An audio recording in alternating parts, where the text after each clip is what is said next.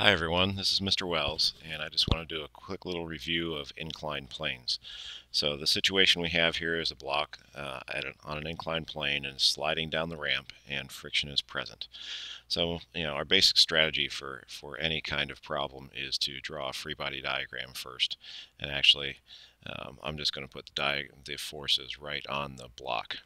So we can start off with the gravitational force, also known as the weight, and that's going to equal the mass of the object times little g. We're going to have a normal force because the two things are in contact with each other, and that normal force is perpendicular to the surface of contact. Remember, mathematically, that's what normal means. And since the block is sliding down the ramp, friction is going to be oppose that motion, the relative motion between the block and the ramp. So our frictional force will be there. So right now we have motion, and if we think of our traditional XY coordinate system, if I draw that in here, if we think of our traditional X and Y, then what we would have is the object would be moving in both the X direction and the Y direction, which is pretty complicated. That's two-dimensional motion. But if you really think about it, the block is constrained to move along the plane of the incline. So it's really one-dimensional motion. So what we're going to do is, instead of doing our traditional X and Y coordinate systems, we're going to draw a axis parallel to the ramp, and we're going to draw another one that is perpendicular to the ramp. And they should be perpendicular to each other, the two axes. I'm pretty close there. And we're going to call these, get this, the parallel axis and the perpendicular axis.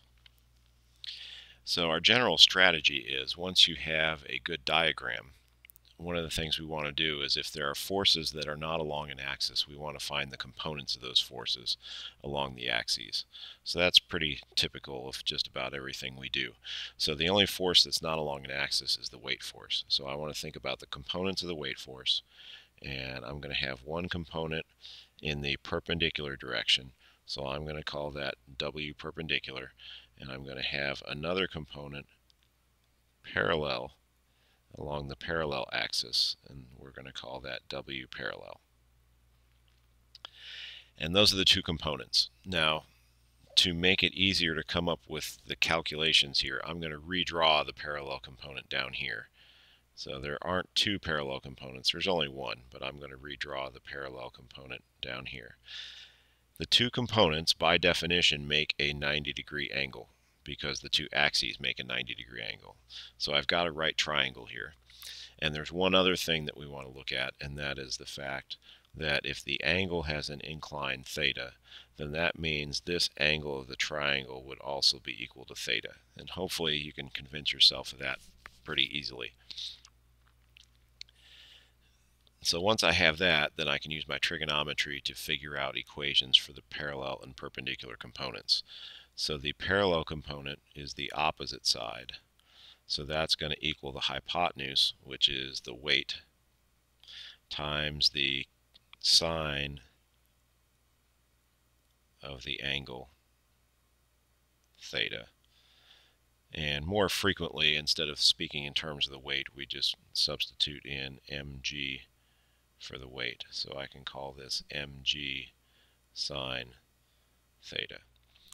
And the perpendicular component, in a similar fashion, would be w cosine theta, or mg cosine theta. So you should have seen those before. One of the things I like to do with incline problems is, once I get the components, I like to redraw the diagram, and I'm going to take out the weight force and substitute in the components. The components together produce the same effect as the weight acting straight down. And I think the diagrams tend to get a little cluttered. So what I like to do is, I'll draw some axes again, and then I'll put on the forces. So we've got the normal force acting upward. We've got the frictional force acting up the ramp. We've got the parallel component going down the ramp, and the perpendicular component in that direction. And now what I want to do is I want to write the equations for the sum of the forces in each dimension, or in the parallel direction and the perpendicular direction. So the sum, that's the summation sine sigma. Sum of the forces in the parallel direction, or that's the perpendicular direction. I'm going to consider the normal force to be in the positive direction minus the perpendicular component. So that's the sum of the forces there.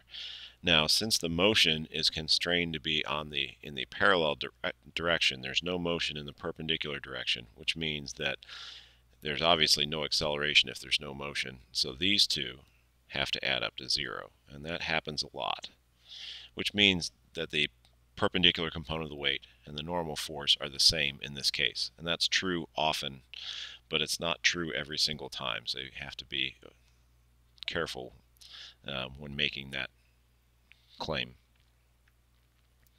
So the sum of the forces in the parallel direction, usually we tend to think of the direction the object is moving as the positive direction. So in this case, I'm going to say that W parallel is the positive one, and I would subtract the frictional force. Since I did not tell you whether the block is going at a constant speed or accelerating down the ramp, there aren't any more conclusions we can draw about that. I don't know if those two equal 0 or not. That depends on the state of motion. But this is all that I really wanted to make sure that I showed you this time. So hopefully that was a good little refresher for you for inclined planes.